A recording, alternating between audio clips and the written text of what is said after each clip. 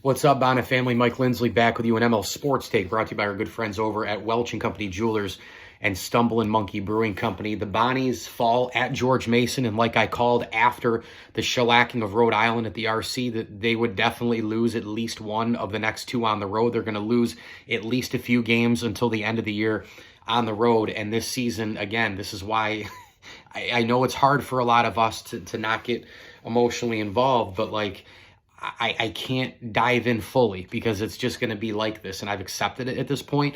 There were two major reasons why this team fell short today. Number one, the offense in the first half was absolutely dreadful. I mean, from an execution standpoint, passing, moving without the ball, anything and everything that goes into running an actual offense.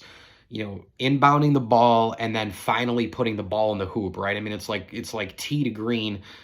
There were wayward shots left and right. You want to talk about double bogey after double bogey. I mean, that's what this really was for the Bonnies. And I thought at the end of the half, they were extremely lucky to be down only 6 points on the road. George Mason, they were 13-5 heading into this game. They're a good team. Certainly, they know how to protect home court.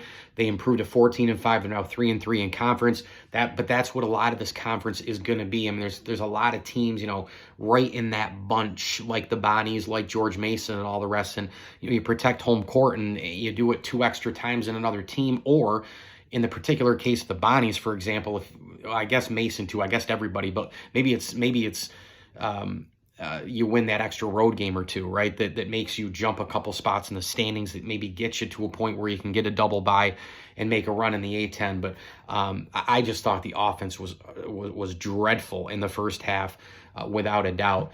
And then the second part was the second half, that George Mason 11-0 run, that exact mark where they were up 11-0 on the run. I mean, it was everything from throwing the ball away to, again, more poor offensive execution to lapses on defense. It was just kind of they were kind of coming undone to a certain extent. And for what we saw against Rhode Island, for what we see at the RC, energy, probably was something that was a problem as well. But it's funny, if you go dive into the deep board and you look at the team stats with this team and George Mason, the reboundings were similar. Time of possession and leads and fouls were distinctly in favor of George Mason. That might be the one where you look and go, huh?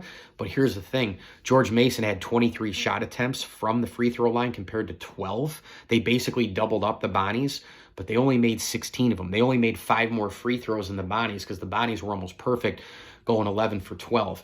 Classic Daryl Banks, the third game, man. He goes right back down and scores 3 points off the bench. He played 23 minutes. A guy who, is trying to still find it this year, which is still mind-boggling, considering how he played last year. That's a problem. I thought Barry Evans played a pretty good game overall. 6 points, 9 rebounds off the bench, 2 steals. He continues to play that overall game. And today he did something that I've been hoping for, which was score 6 points. But the thing is, he still can't create his own shots. Remember, in the second half, he had a couple of those possessions, one specifically that was on the break, and he had the ball, and he's, maybe just a little floater away from scoring again. But instead, he has to turn and pass it back out because the offensive consistency, the offensive confidence just isn't there for Barry Evans right now. You get only 3 points from Charles Pride. That was a huge problem today as well. He had a horrible shooting game. He only shot it 3 times from the floor. He rebounded well with 8, but again, just not enough from a point standpoint.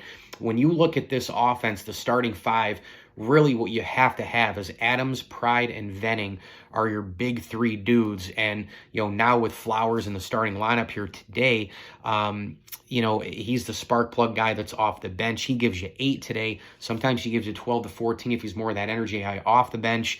As it turns out, they get 6 from Evans. You're kind of like, okay, maybe Brown and Banks can make nope. Those guys don't. So there's a lot of things that fall off. One game you have a lot, and then the other game 3 or 4 things fall off. Then you come back and you get them again. Maybe it's the opposition. Maybe it's the road situation.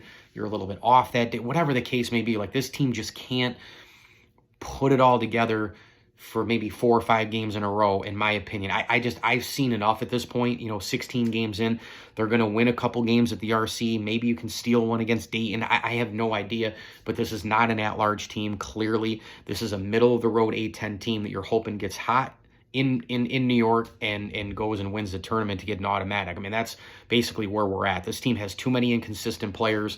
The bench players getting moved into the starting lineup. You get a couple extra points or less points from one guy, then another guy comes up a little emptier, and then all of a sudden it's two guys, and then it's kind of a roller coaster thing. Semvis has been wildly inconsistent all year.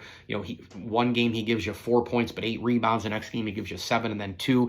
One game he gets dominated on the defensive side of the floor, and then he plays great, but then a couple other guys slide. I mean, it's just, there's too many parts, there's too many balls in the air that you're juggling that hit the floor, and you just can't keep them together for all this to come together as well. 25 shots from 3 and make 7.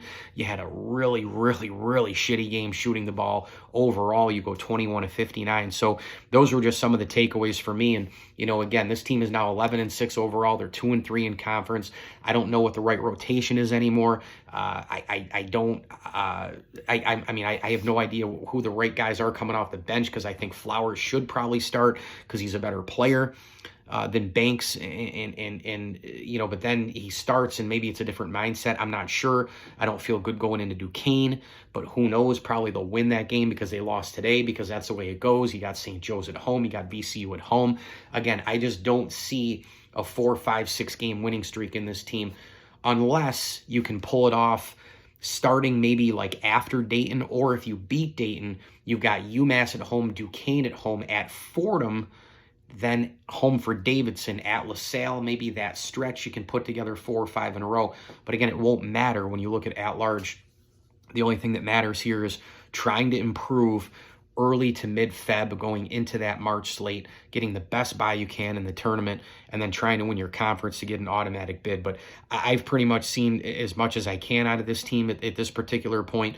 Too many inconsistencies, too many things fall off when you get a couple things back. It's just how it's going to go this entire season for St. Bonaventure. Mike Lindsley with you here. It's an ML Sports Take, all brought to you by Stanley Law Offices and Welch and Company Jewelers. Hey, please like this video and subscribe to my channel. Busy weekend in sports overall, college basketball and all the rest, so enjoy all the sports. And as I always tell you, enjoy the games.